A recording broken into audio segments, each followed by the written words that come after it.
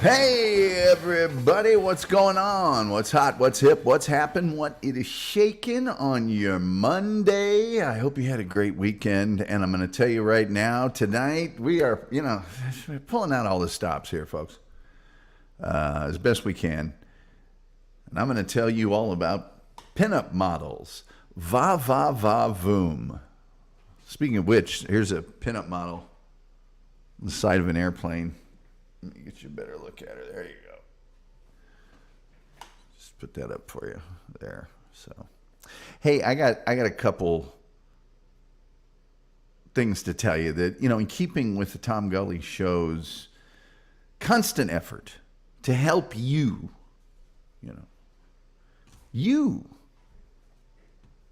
I've got information, consumer information you're going to want. I don't know about this haircut. I might need a little more. SG Fanboy says, I was written up today for something my boss told me to do. I've never been so pissed off at someone. Yeah, he needs to take a knee or do you a solid for that. I've had that happen too. I was only following orders. But and you just like, do I rat the guy out? Probably not. I just got to eat it. By the way, like, share, subscribe. Boy. Retweet, notification bell. I got to get this microphone in a spot where it will just stay a microphone. Kind of. All right, let's see if that works. Screw it. I'm not going to worry about it. What was I saying? No, you just got to eat it. You just got to eat it. I worked at a place one time where one of our biggest clients, like the week that I got there, I had written some stuff and the account executive came back freaking out and said that the big muckety muck client didn't want Tom working on his stuff anymore.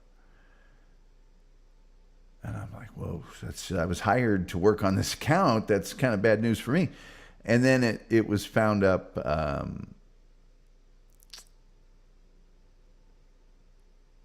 the reason that he didn't want Tom working on anymore, there was another guy there named Tom. And after he saw my stuff, he went, that other guy, I don't want him anymore. I only want this guy. So it turned out to be okay. But boy, did my coworker roll over on me fast. My new coworker rolled over on me fast as anything. And I was able to say, hey, I see who you are now. Hey, another thing before I get to this consumer information and an update on SG Fanboy's douchey boss. The other day I showed you the Columbus Crew shirt from Major League Soccer from the very first season. This is a shirt from the same year, 1996, for DC United instead of the Columbus Crew. And it's got a thing on the back. So this is in 21st. This is damn near 30 years old, John. Damn near 30 years old. And look at the collar, buddy. I'm telling you, the collar's my thing. I think I'm establishing quite a foothold with the collar. So there. Let's see here. Doctrine says my weekends are going to be hell, but it'll make my check look really nice. Well, that's a trade-off. SG Fanboy says I told him he was a coward as I signed the write-up. That's kind of dramatic. That's very cinematic. You're a coward. Sign it. Let's see here. Karen Garvey, legendary Doopa-Doopa-Doo, says, tell Tom in chat. At SG, it's infuriating when that happens. It so is. Jerry Lahane says, "Hi guys, not into spurts." Sorry to hear that. People saying hi. We do have the most cheerful chat room on the internet, as verified by independent sources. Doc Darn, how many weekends in a row do you have to work? Oh, this is going to be painful to hear this. So, consumer information. I recently, because when I go to the grocery store early on Saturday mornings, I'm looking when I get to the zero sugar aisle, that area. I mean, when I get to the soda aisle, I'm looking for zero sugar stuff. That's all I drink is zero sugar, zero sugar, zero sugar, zero. And I also like to look at the little tiny, I've been drinking, like Bob, I've been drinking the little tiny cans forever. And I decided to take a chance on something called Coca-Cola, limited edition, by the way. Classy. Coca-Cola Coca-Cola Oreo zero sugar. And it says fizzy cookie flavored on it there at the bottom. If I can, there we go. Fizzy cookie flavor. I gotta tell you, when I drink this, there's a little chocolate at the start, and then it's Coke, and then it's over. And you're like, what the hell just happened? It's not like there's any discernible singular flavor there. It's just this sort of, what the... So give it a try at your own peril. People saying hi. The legendary Rumpled Trench Coat, a Columbo podcast, says, man, that sucks, SG. I wouldn't want to be your boss knowing how good you are at Photoshop. Well, you know, if you haven't listened to the Rumpled Trench Coat, a Columbo podcast, you need to check that out. And I mean quick. Quick. Just watch the very first Columbo. Or maybe the second. That kind of gets me into a theory I have about TV shows. Even great TV shows, unless the first episode was a pilot movie of a couple hours, the first episode of a TV series oftentimes isn't that good because they're setting up all the characters and their relationships and what, you know, the idea behind the show and everything.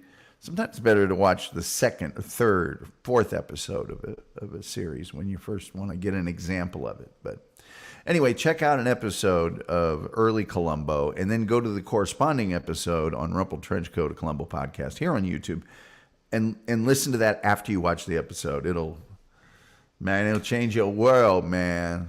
People saying hi. Doctor says, Dupa, I just worked this weekend, and the next Friday, Saturday, Sunday, I'm going to be clocking in at 6, clocking out at 3. Eesh. People saying hi. Ariana May is here. She says they have the Oreos, too. I wasn't brave enough to try either. I did see the Oreos as well, and I thought, well, I could double up, but then if I don't like...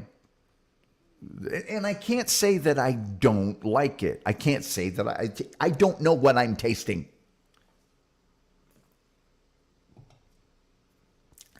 It's pleasant enough, but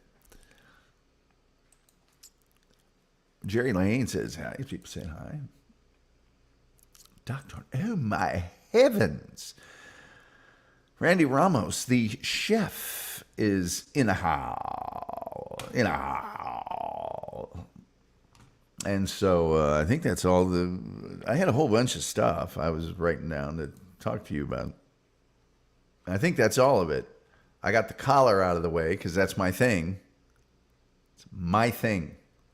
And, no, there's one other thing. Hold on.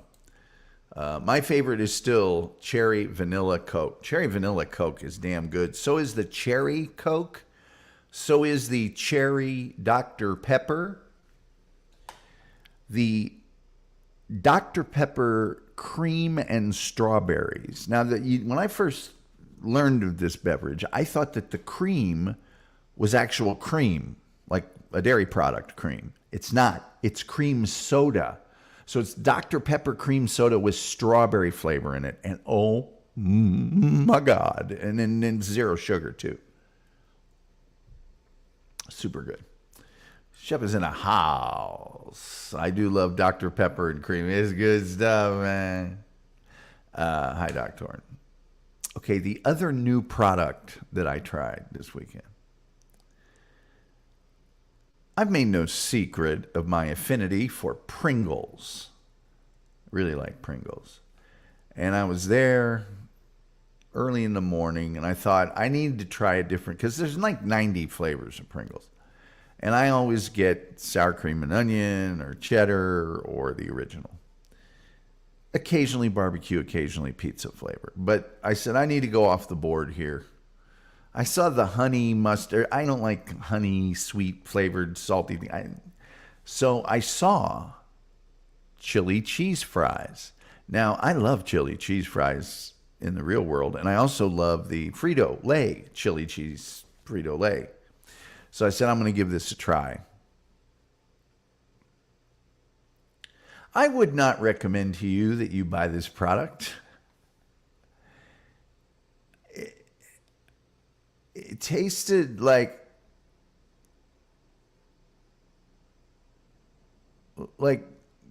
dirt with a hint of processed cheese, but mostly dirt. And for that reason, I'm not recommending it. People saying hi. People say hi. My name is Ariana May says, cherry vanilla Coke used to be my favorite. I don't know if they still make. I think they still do, but it's one of those things you got to look for it, and it's not always there. But I see it in the refrigerator case at like convenience stores. Dupa says, Dr. Tom. That's me, Dr. Tom. Dr. Torn, sorry, it says Dr. Torn. Rumple is correct. It's a lot harder to find. It really is. The salt and vinegar Pringles are the best flavor. I do like those, but man, that's intense. You can't. And when I eat Pringles, it's that whole canister's going goodbye. Except for the chili cheese, there's still plenty of that left. I don't know how I'll get rid of those. Rumpled Trenchcoat says, dirt chips, second only to cheddar and sour cream. Yeah. I had the only worse Pringle I've ever had is they made a Baconator Pringle once. It's a crossover with Wendy's. And it had such a musky, awful, greasy, it was terrible. It was inedible. Randy says, I've tried a few of the others, but I go back to the original. The original's pretty damn good. Dupa, Dr. Rip N. Torn is my full name. Well then. Oh my God, I'm past time to open up my thing. Let's see here. Boom, shakalaka. Boom, shakalaka. Trying to ramp up the filth level of this show to get more viewers. Therefore, pinup models. Pringles probably had more beef than the real Baconator. I never had a real Baconator. Apologies for the bad joke. It wasn't that bad. I don't know if they still have I don't know if the Baconator's like an ongoing thing or whether it's one of those things they have once in a while.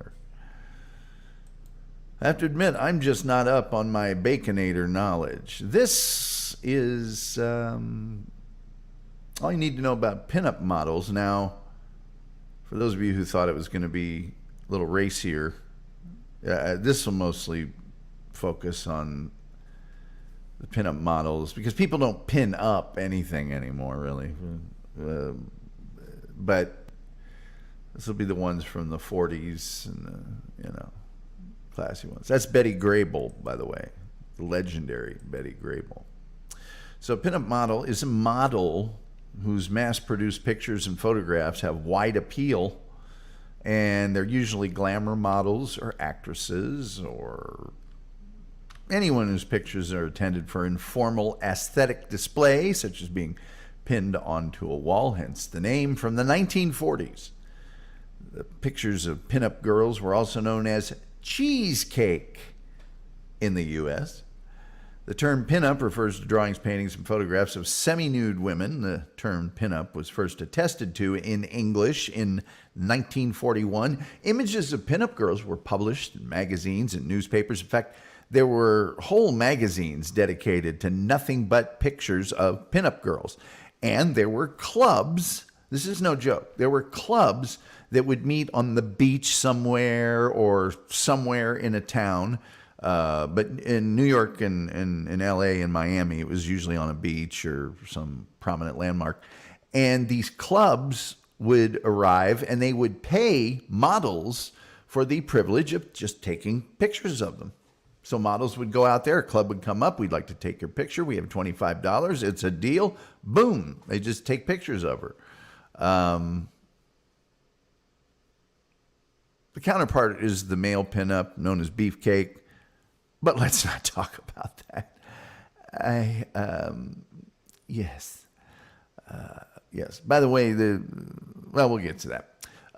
From the early 19th century, when pinup modeling had a theatrical origin, like a burlesque performance or an actress or something sex appealing to advertise a show.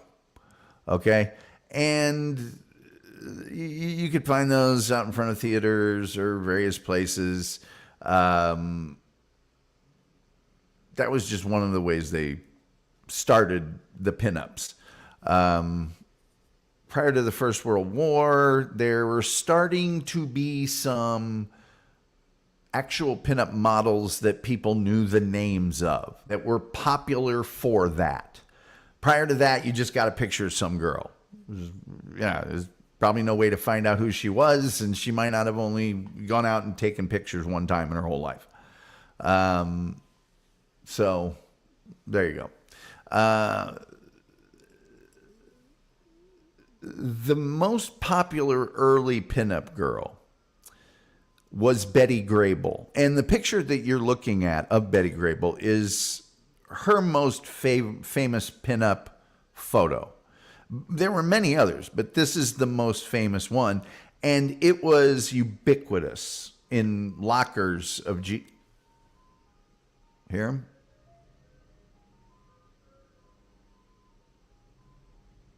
I'm not stopping anymore. It was in all the foot lockers of every GI during World War II. So, pinups many times were not photography. And particularly during World War II, when pinups would start out as artwork. They would draw artwork of beautiful girls, or they would get a photo of a beautiful girl and draw the artwork and then put it on the side of their tank. This is actually a Australian naval vessel during World War II, but there you go. There you go. Oh, by the way, why don't we just move forward from that real quickly, because this will be nicer for you to look at. Here's a pinup model that you might know.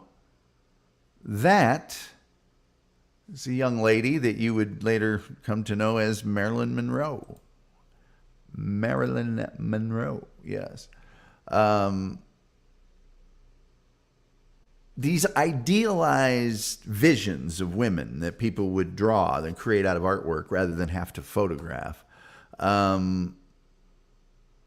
often featured very beautiful, attractive women, but very modern women. And the best example of that was the Gibson girl. The Gibson girl was like a personification of physical attractiveness. And a guy by the name of Charles Dana Gibson drew the new woman of the day. And that happened during the 30s. But that sort of transformed itself into something called Vargas girls. And Vargas girls were praised for their beauty at first, and the focus was very much less on their sexuality. But during the war, the drawings changed radically, with women dressing up in military clothing and were extremely seductive. And Vargas Girls became so popular from 1942 to 1946. 9 million copies of the magazine, without advertisements and free of charge, were sent to American troops stationed overseas and in domestic bases. The Vargas Girls were adapted as the nose art, meaning at the front of a bomber or fighter aircraft in World War II, right behind the propeller, they would draw Vargas Girls or reproduce them. Generally, they were not seen as negatively or of ill repute, but patriotic. You know, it's the boys over there need something to toss off to or whatever. I don't know. There's a number of other artists that were, very much focused on this type of artwork and became renowned for it. But then also, there were people like this lady. And by the way, if you're interested in this lady, as a side note, very famous pinup model called Betty Page. If you're interested in Betty Page, number one, there's 2 extremely good documentaries on Betty Page. But number 2, a very good friend of mine, extremely close friend of mine, who's no longer with us, named Greg Theakston. And look him up on Wikipedia. Was a legend in the comic book world. But he was also a legend because he created a magazine called The Betty Pages that kept Betty Page in the popular culture's eye when she was a recluse and nobody knew if she was still alive or anything else.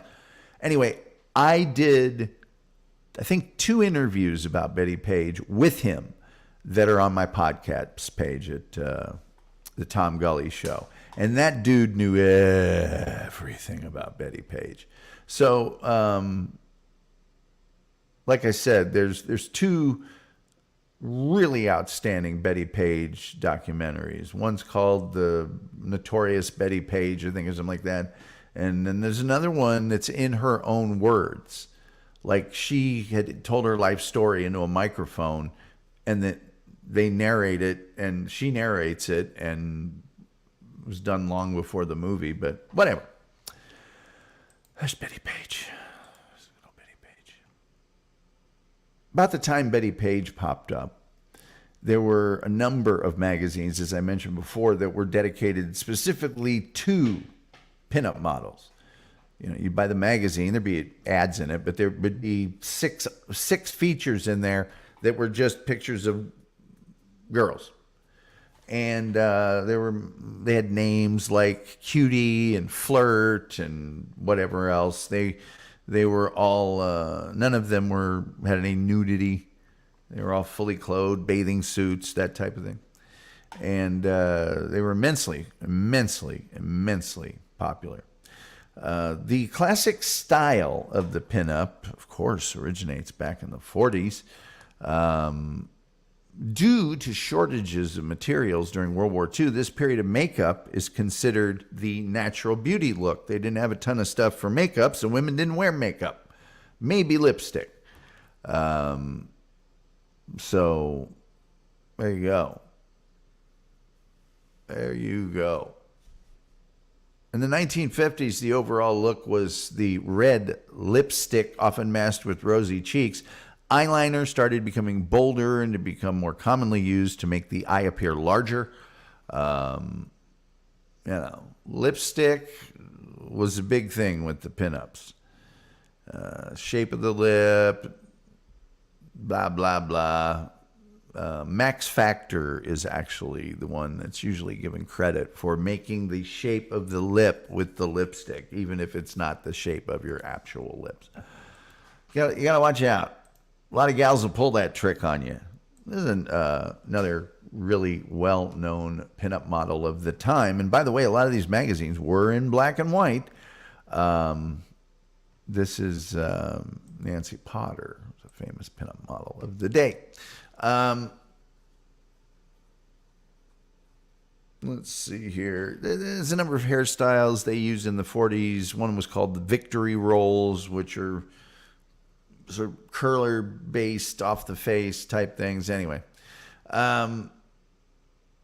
although the pinup is associated with World War II in the 1950s, it's like got a subculture that, number one, there are still pinup models out there. There are still pinup magazines and all that stuff. That's still going on, okay? There's obviously not as popular as it used to be, but that's still a thing.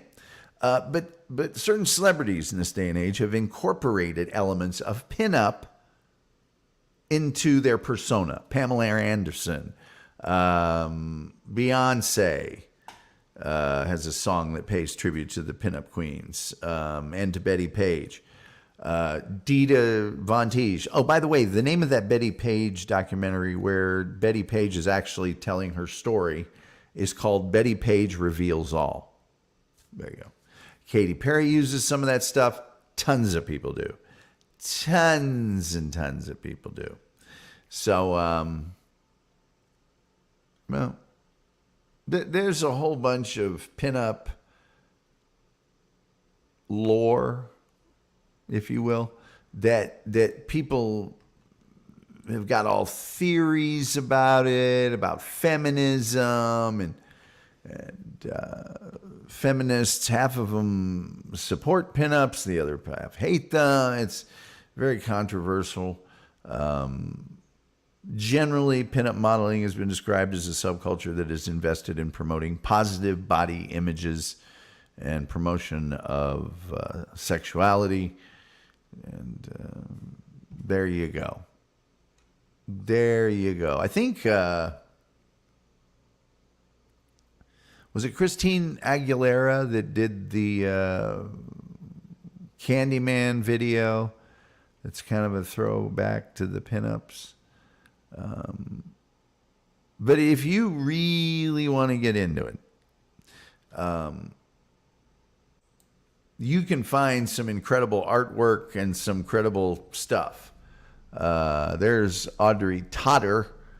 She was a very famous pinup model, and, you know, just good all-American girls. You know, I think we all remember the Farrah Fawcett poster. It's probably our best example of the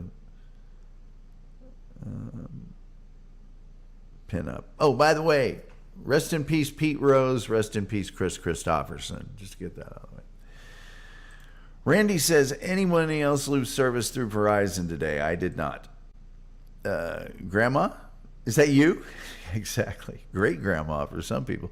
The Wolf says, hello, folks. People saying hi. The most cheerful chat room on the internet is verified by independent sources. That's all I can say.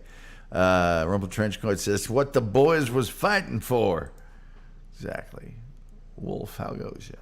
Julian Caesar says, you told me you were a riveter during the war. Well, I was, sort of. People saying hi. People saying hi. People saying hi. The Wolf says, SG, it appears you need to suit up, drop some Pervitine, and go hunting. Julian Caesar says, whatever the opposite of the cold shoulder is, Betty Grable is giving it. Sven Nunkles here says, hi, Tom and people. People saying hi. People saying hi. The doctor says, wasn't that one used on bombers, Betty Grable? I mean, well, yes, tons of them were. And like I said, this is the most famous of the pinups from World War II, by far. That was the big one.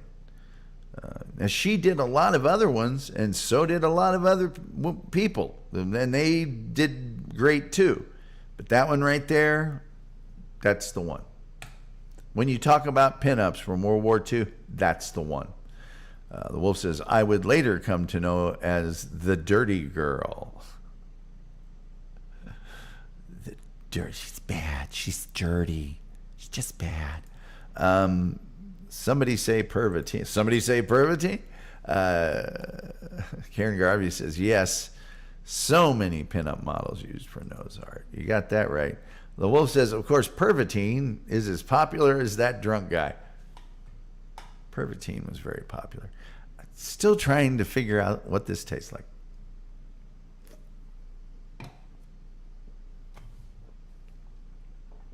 You got me. Farrah Fawcett was my pinup. Yeah, that was a lot of people's pinup.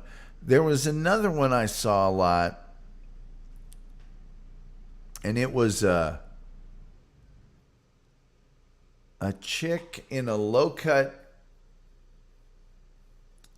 like almost like a belly shirt. It was a cut-off T-shirt, and there was tons of under boob, and there was a lot of boob in general.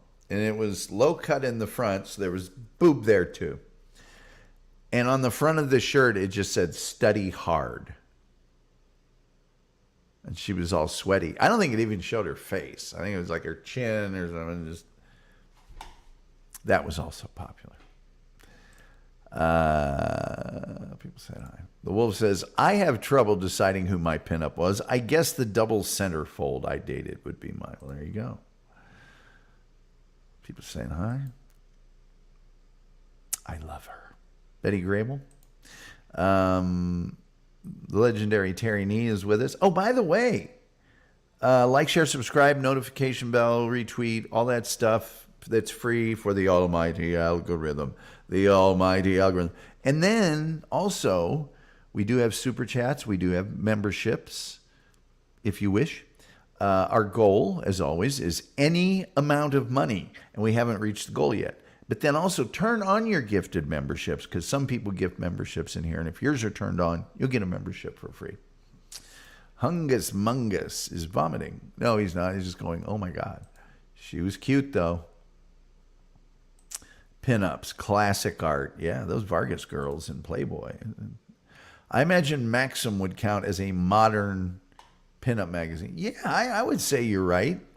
I would say, but there's magazines like Bachelor Pad and things like that are super pinup. I mean, not just good-looking girls that you want to pin up, but the 40s and 50s look and all that other stuff and whatever. Terry Nee very wisely says, the woman's sexual figure was very hidden back then. Men went nuts. Yes. Horny men fight harder. I think that's true in many respects. What's going on here? Oh, man, I didn't see this. Rumpled Trench Coat. Turn on those gifted memberships. 5 gifted memberships. Thank you so much, Rumpled Trench Coat. And I'm sure the very 5 happy recipients will enjoy those. Terry Nee says, super sticker, 99 cents.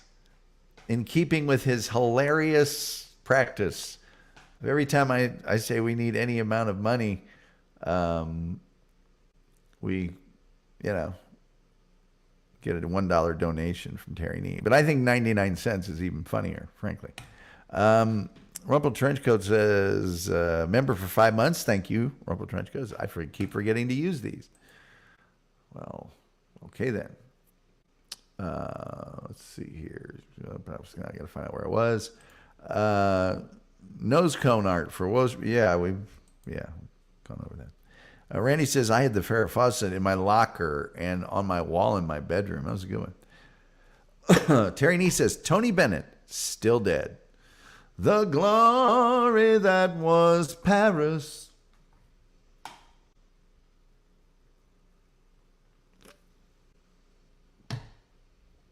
I've been terribly alone and forgotten in Manhattan. I'm going home to my city by the bay. Calendar girls. Yeah, man, there used to be a lot of, especially in the industrial trades, there used to be a lot of, like calendars. They say Snap-on Tools, which, sell tools to a lot of mechanics and stuff like that. They'd have a yearly calendar with the Snap-on Tool girls on it. And those chicks were practically naked, man. They were, yeah. I heard they don't do that anymore. You know, the world we live in, all that. But I mean, they know what sells. Terry Nee says Tom Face needs put on those pin. Oh, you want SG to put my face on some pinups? You bastard. Centerfold. Okay, where was I? I'm surprised Rita Hayworth wasn't a pinup girl. I think she was. That clip from, was it Geely or whatever movie it was, where she throws her hair back, that pose. And then there's another pose of her on a bed where the flash bulb didn't flash properly, but it made a better photo. And it's her, she's on a bed and she's kneeling, she's sitting back on her heels, if you will. That's a famous pinup of her from the day. Rita Hayworth was just, man. Karen Garvey says, I'm guessing there aren't any male pinup models on the show tonight. No, there are not. Those are called beefcake models, not cheesecake. So no, I'm sorry. If you'd like me to do some male ones, though, I will. Karen Garvey, if you want me to, I'll do Chippendales as a topic one evening. So all the guys run out of the show vomiting. Julian Zeder says Wolf's posing pic is the closest we have. Yes, to a beefcake shot. Doctrine says I could share a few pics of me, but I don't want to get everybody nightmares. Skull Terry Nee, thank you. I was the youngest of 4. Annoying was my middle name. It's showing me here that StreamYard is not processing my video and audio signals at the rate that they should be. It's the second time in a week. Let's just say I'm not happy.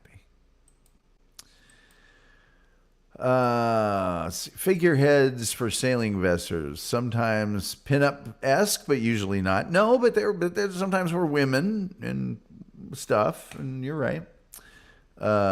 You're welcome. Enjoy. I just get this picture of rumpled trench going, enjoy. Women ruin everything, except Dupa, of course. Yes, exactly. Wolf says, Hot Rod and car magazines always had calendar girls. They sure as heck did. Yeah. So there's your Betty Grable. That's actually a pretty wholesome picture. She was known for her great gams. Her awesome legs she was known for. And then, of course, there's Marilyn Monroe.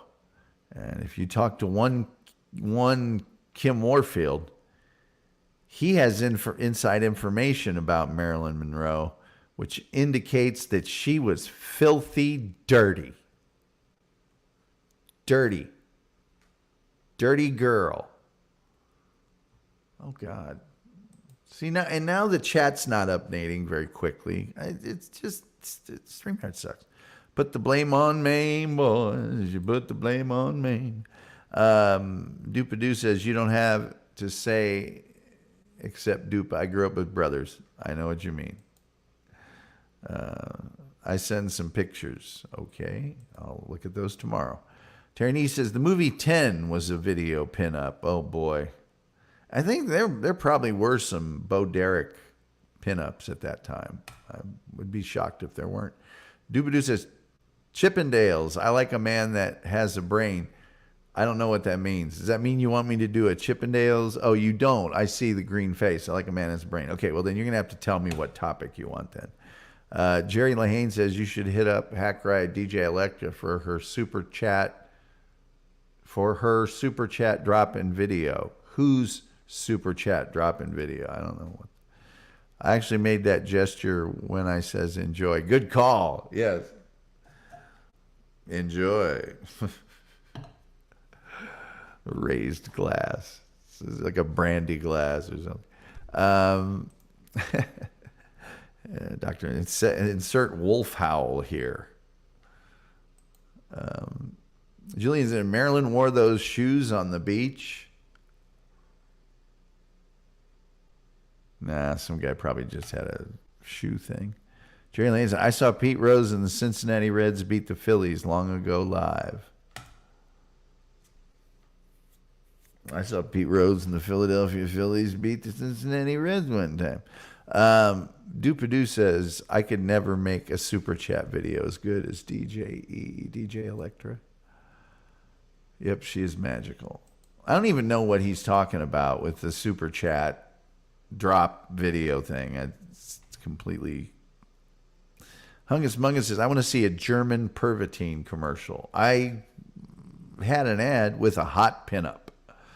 German Pervitine commercial with hot pinup. I don't have one with a hot pinup, but I did show an ad for Pervitine. There's no television. And if we had radio, it would be in German. Of course, you and I would understand it, Hungus, but no one else would. Julian Zito says, I used to see Pete Rose every Sunday at the Vet when I was a little kid, and he played for the Phils. Yep. Oh, yeah.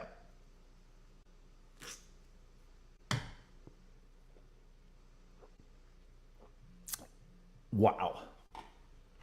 What the hell just happened on my phone? What just happened on my phone? Oh, SG Fanboy just shared some photos with me. Hold on a second. Hold on. My phone made a noise. It doesn't make a noise that often.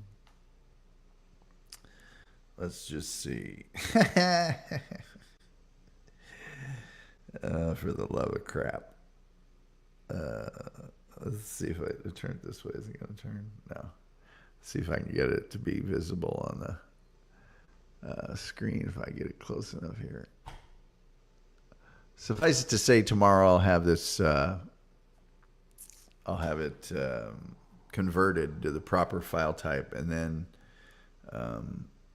But that's Marilyn Monroe with my face on her body. Thanks, fellas. Joyce says, Dupa, yes, she is magical.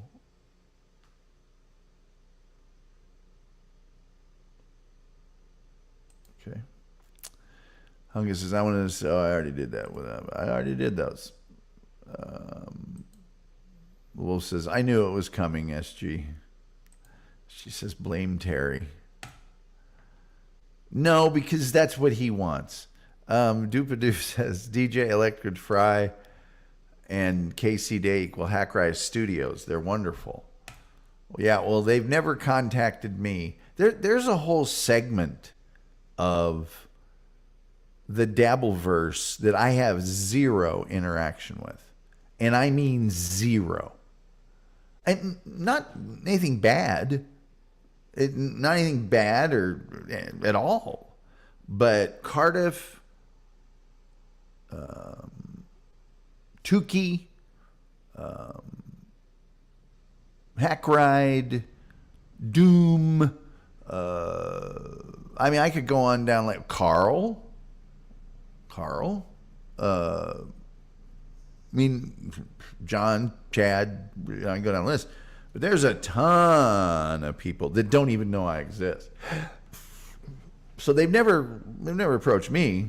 I know Joey C., everybody on earth has approached him. But me? No, nobody. Doc Torn says, topic for the meeting show, find Tom a new streaming service. It's not the streaming service, it's... well, yeah, I guess it is. Karen Garvey says, they are not part of the Dabbleverse. They do their own thing. Okay. I mean, they're involved in the Dabbleverse. Point is, they do stuff with a lot of other people in the Dabbleverse, and I never had one interaction with them. Topic for the next show, I hate my keyboard. I love my keyboard. Terry says, Tom, you were on one of the most legendary podcast events.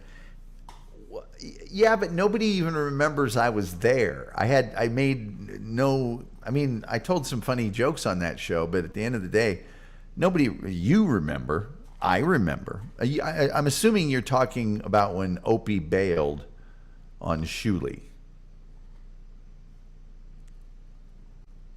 I mean, I've been on some other famous podcast events, but not in this universe. I've been on some famous comedy podcasts and stuff. SG fan, I remember it. We argued about it a while back. Well, we didn't argue. You guys just corrected me because that was on a Point Dabble Point. And I thought it was on a BS show. I think that's how it went. You guys were right. That was the point. The Wolf says, Doc, I can see I hate all keyboards. Guys, you gotta go to the store and actually use some keyboards and make them take them out of the box and let you type on them. You can find a good keyboard, but you know.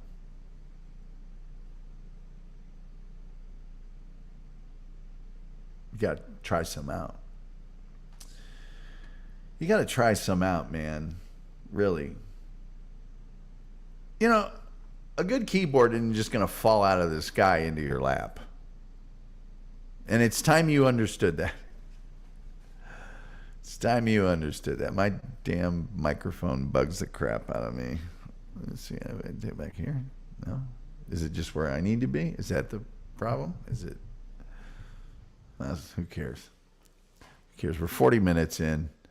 Let's see here. Nope, cannot. I've been there and done that. Okay, well then you're just doomed.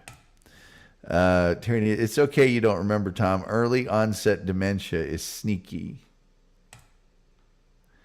Well, Terry, maybe if you were on as many shows as I'm on, you'd have trouble remembering them all too. And oh, by the way, it's not like there's 5 identical shows I could have been on. It's just the names are different. Will says, I was told when I took typing there was no hope. Okay. Julie says, take your cat to the store and see which keyboard it prefers and buy the other one. Doctrine says, Wolf, it's really more I have big fingers and use tiny keyboard. I'm watching on my phone. Oh, that's it. Sure. Karen Garvey says, Terry Nee, wow, I was thinking Tom has a day job. Well, I've been using keyboards for 50 years. Roman Trenchcoat says, sorry, I got distracted. This awesome keyboard just fell into my lap. The best keyboard I ever had was the keyboard that came with the very first iMac. Remember the iMac that was like almost triangular, had a flat in the front, and then the back of it was angled down to the bottom?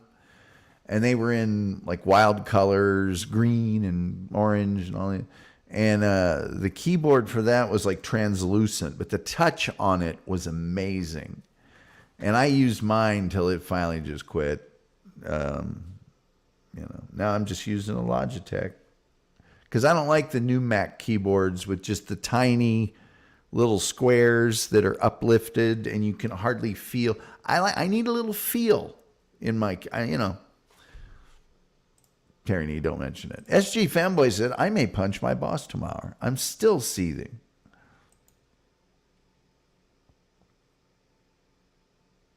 SG, I don't know what the structure is where you work, but man, I'd have a discussion with somebody else there about that. And I probably wouldn't have signed the thing. And I'd gone, well, you put something in there about dumbass told me to do this, and I'll sign it.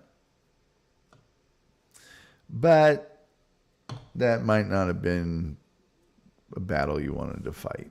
You can't fight them all. The Wolf says, I prefer to caress the air above the keys. That was a good keyboard. I love those transparent colored monitors. Yeah, they were.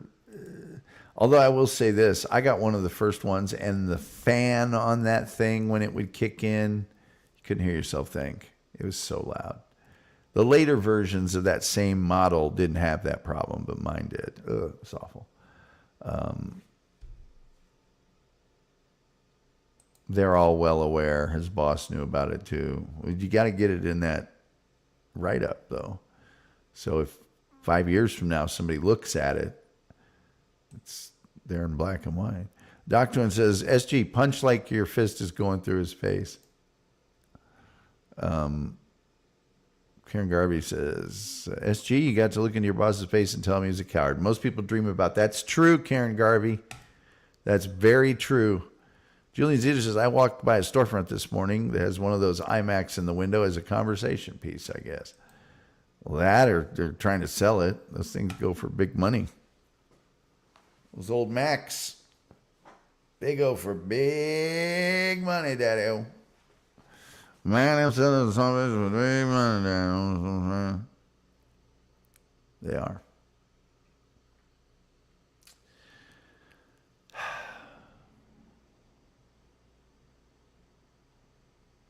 Pinups. Well, can I say another thing about pinups real quick?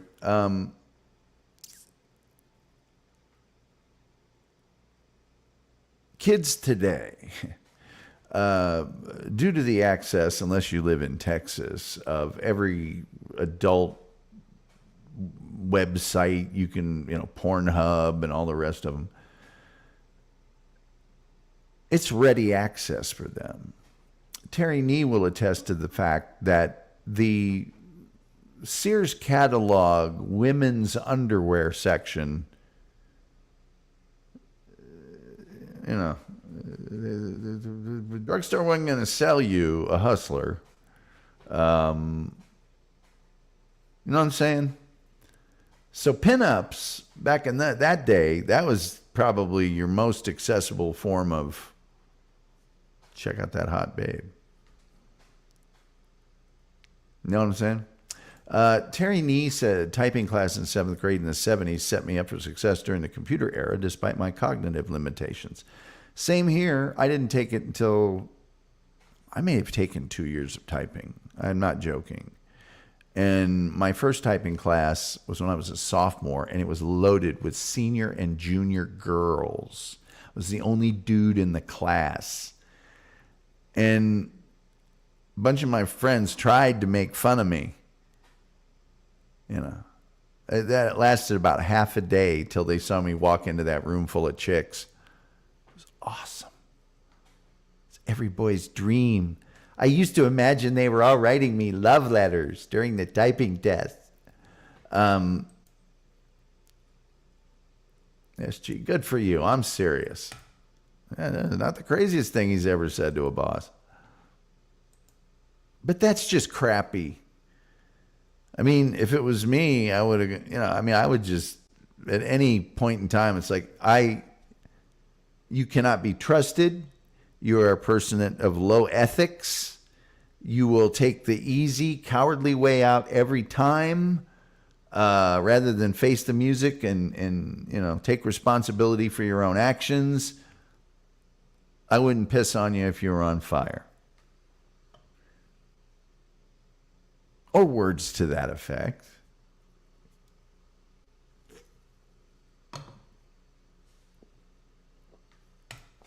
The wolf reveals that he can type 48 words a minute by hunting and pecking. That's actually pretty good. And back in the day, that might get you a job, Agreed, Tom. No respect for him at all. Yeah. Gilman. Hey, Gilman. Nice to see you. Greatest day of my life was discovering my uncle's Playboy collection. Okay. Don't get me started on Playboys, because every old man that I knew growing up, and especially my grandfather, had about a 3-foot tall stack of Playboys out in his garage. There might be dust on them. There might be an old fishing tackle box or whatever, but they were out there. And they were coming to the house because that stack never got lower. It just got higher. Yeah. Here's another thing that's the weirdest thing in the world, and I don't know if any of you experienced this phenomenon back in the day. I'll ask Terry Nee, he's about the same age as I am, but you'd be out in the woods and you'd find a bunch of Playboys or dirty magazines out in the woods. There'd be a box or something, a slot in the ground, and it'd be, it's the weirdest thing in the world. Weirdest thing in the world. All right. It's kind of funny how you say about typing class. I was the only guy in typing class in high school myself, says Randy. It was great. Terry Nee says, the man on page 602 in the Sears catalog confirmed my heterosexuality. Yeah, all those poses, guy checking his watch and pointing. The doctor says, I called my boss's brother a donkey hole, then told my boss to shove this job up his, oh boy. Gilman says, exactly. Oh, my grandpa, Jesus, there's a giant stack of them. Giant stack. My brother got me and him a job scraping the paint off of an old house in sort of downtown Indianapolis. And my mom would take us down there early in the morning, and we lived not very close.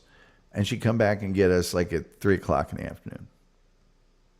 And we'd have sandwiches and potato chips and a Coke or something. Well, these people inside this house was full of like, it was being remodeled and stuff. So it had possessions in it, but it wasn't like stuff that was going to be kept or anything. It was just when they fixed up the house, they'd get rid of it all or whatever. And at this particular place, there were many giant stacks of not just Playboy, but Penthouse and Hustler. And so my brother and I would get there. We'd do a couple hours worth of work. Then we'd climb down off of these ladders. It's a big, big house. And we'd go inside and we would just look at porn magazines all, for hours and hours and hours, eat our lunch. And then about an hour before my mom was supposed to come back, we'd go out and scrape some more paint. Terry Nee says, my wife does 200 words a minute. She's a court reporter. Wow. Well, she got that special stenography machine or whatever it is. Doopadoopadoo says, where else are you going to hide your dirty magazines? I guess out in the woods. The Wolf says, I lived on DePauw University's campus, so those books were everywhere. I'll bet. Terry says, the man on page 602's penis was famously hanging out of his boxer shorts. Yipe. It bothers me that you remember the page number, Terry. Doc Dorn says, well, work has drained me fully. I'm going to bow out here. Okay, Doc Dorn. Thank you for coming in. Great to see you as always. Go kick back, relax. You've earned it. Good night, everybody, says the Doc Dorn. Karen Garvey says, Terry Nee, did you meet your wife in high school? You two really seem in sync with one another. I wonder when he did. I think he met her in college. Didn't he? I think he went to Penn State. Good night, Doc Dorn. Good night, Doc Dorn. I'm pretty sure Terry Nee went to Penn State. I could be wrong about that. Gilman says, I had an ink pen. When you turned it upside down, the bikini lady would slowly become nude. Hey, Gilman, I have one of those pens here today. I've had it since I was like 7th grade. Still, I don't know if the pen still writes. In fact, I don't know if the pen ever wrote. I don't recall ever having to write anything with it, but the ink naked lady thing still works. SG Fanboy says, Doopadoo, she's deaf. Oh, that's why she gets along with it. Say goodnight, Gracie, everyone. Good night, Gracie. Good night, Gracie. Yeah, I don't recall when Terry Nee conned her into marrying him. I remember when he gypped her into that marriage thing. You know, I know who could find out.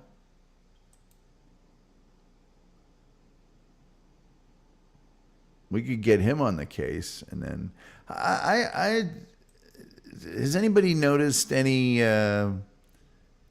enhanced viewing pleasure with the new higher camera resolution on the show the last couple of weeks? I mean, not for nothing. I thought I'd turn that sucker on and people would just be like, wow. Will says, oh, he's a grifter? I guess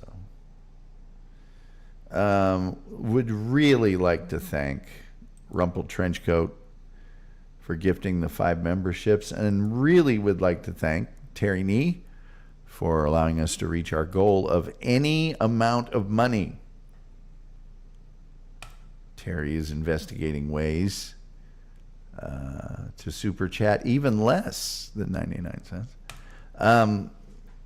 Rumpled Trenchcoat, also, we'd like to celebrate your 5-month anniversary. And, thank you for being here. And thank you for being here. Hey, we're going to do a show every day this week, like we used to. Yep. That's it moving forward. Every day this week. That's what that means. Uh-oh, Terry Nee just typed a novel. Dupa. I meet my wife at a laundromat. Why does Terry Nee all of a sudden start typing like he's the third world immigrant? I meet my wife at the laundromat. I say to her, I thought the machines were cheaper at this end. She thought I was hitting on her. She had just gone through a divorce. 30 years later. Oh, man. First of all, Terry Nee. Well, I'll get back to that. Gilman, thank you so much. Thank you for the $1.99. Love Tom Gully. Thank you. Love you, Gilman. You're great.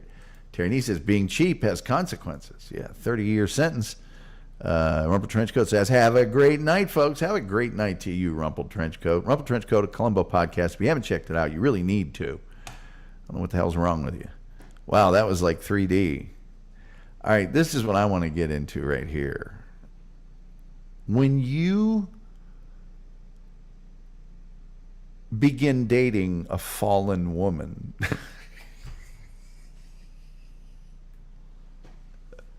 I almost kept a straight face. I swear to God.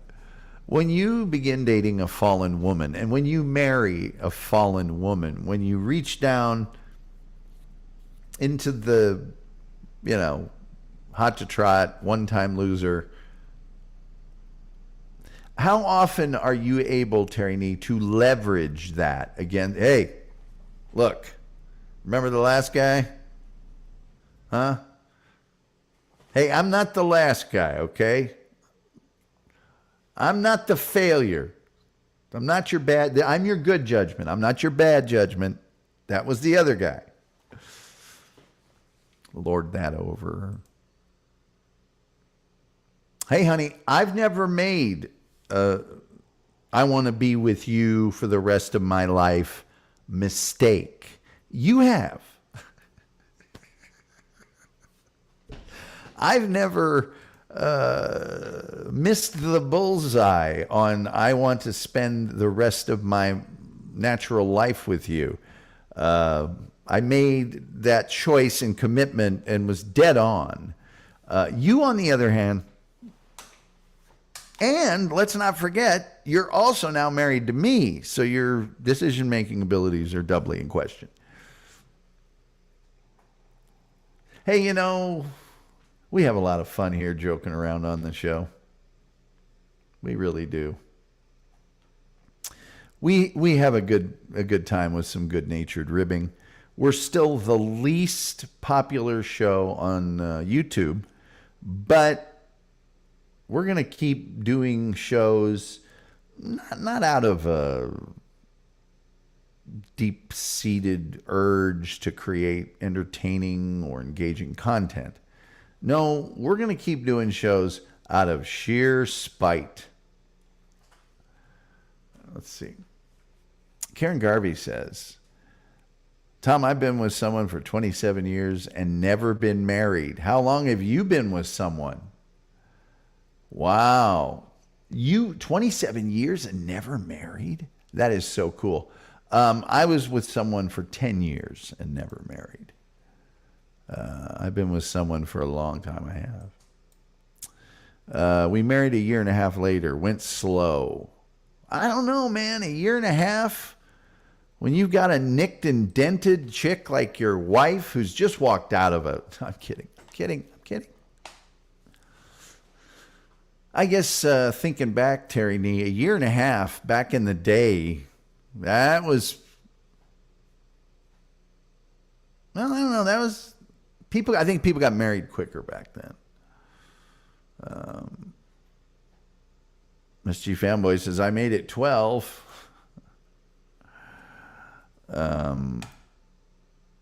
Yeah, so I've always dug that Sam Shepard, Jessica Lange, Kurt Russell, Goldie Hawn.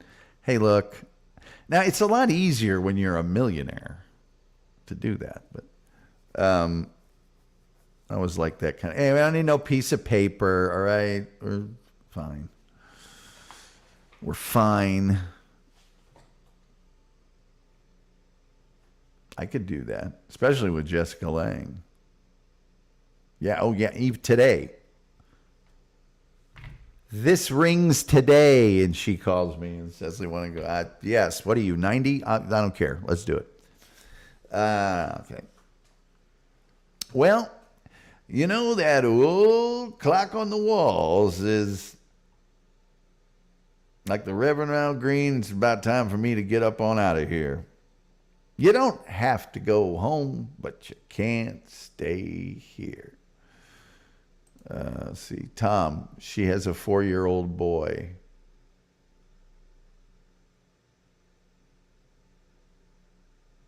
What? I don't understand.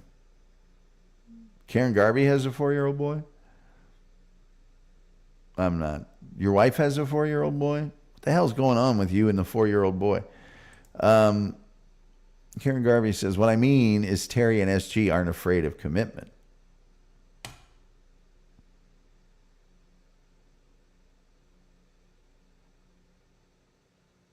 Maybe they are. Maybe Terry Nee has only been in that marriage because he doesn't want to have to commit again. He's fearful of it. I don't know. I wasn't the one afraid of commitment in my 10-year thingamabob. Miss G says, Karen, I am afraid of commitment now. Terry Nee says he's 35 now and lives in the in-laws' quarters now.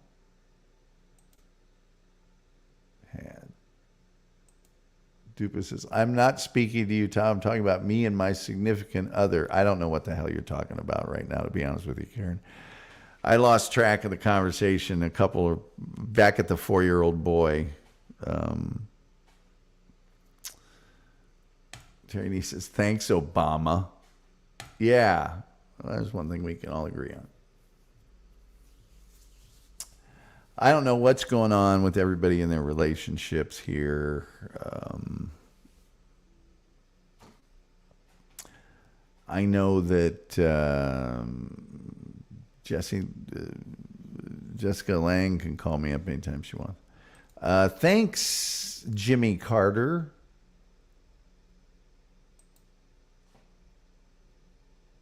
Detached garage is key. You know what? That makes a lot of sense, actually. Karen Garvey says, I was joking around. I'm sorry. No. Please joke around and do not be sorry. It's not your fault that I'm slow. No. We're just... Look. We've lost both engines. the flaps don't work and both rudders have failed. And we're just trying to land this show so that we can do another one tomorrow. And here at the end, I've completely lost focus. Terry Nee says, exactly, Dupa, but Jimmy brought us Reagan. Gilman says, I call my first wife a thingamabob. Oh, man. I'm going to use a curse word here, but I have to. I have a friend, and the wolf knows this person that would refer to his girlfriend, and then the woman that he ended up marrying, I believe, he referred to her as the beloved shithead. That's what he called her, which I thought was funny yet wrong. That old clock on the wall was not enough here, but you can't stay here, blah, blah, blah. I guess the only thing left to say at this juncture in the program is, well, till next time. We'll see you next time.